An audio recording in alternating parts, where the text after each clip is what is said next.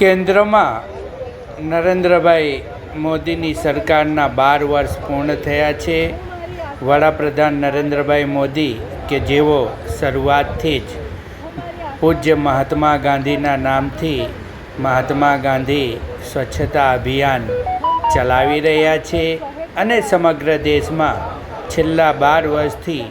જનજાગૃતિ આવી છે અને સ્વચ્છતા અભિયાન સમગ્ર દેશમાં ચાલી રહ્યો છે. ત્યારે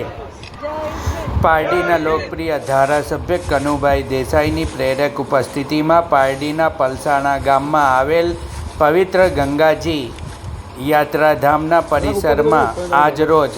સ્વચ્છતા અભિયાન શરૂ કરવામાં આવ્યો હતો.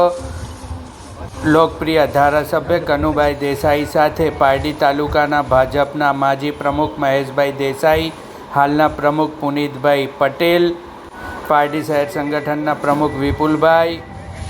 તાલુકા પંચાયતના પ્રમુખ કિન્નરીબેન, કારોબારી અધ્યક્ષ હેમલતાબેન, ઉપપ્રમુખ હિરેન્દ્રભાઈ, જિલ્લા કારોબારી સમિતિના ચેરમેન પ્રજ્ઞેશભાઈ, આ બેઠકના જિલ્લા પંચાયત સભ્ય પ્રજ્ઞેશભાઈ, સાથે વાપી શહેરના ભારતીય જનતા પાર્ટીના પ્રમુખ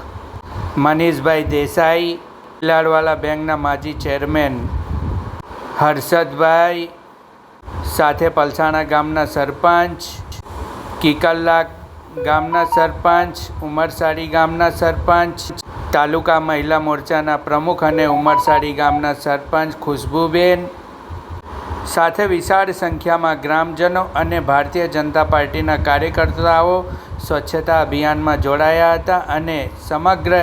ઐતિહાસિક પ્રાચીન ગંગાજી પરિસરને સ્વચ્છ કર્યો હતો. દેશના વડાપ્રધાન કે જેમના 12 વર્ષ વિકાસમય પૂર્ણ થયા છે, જે માટે સ્વચ્છતા અભિયાન ચલાવવામાં આવી રહ્યું છે.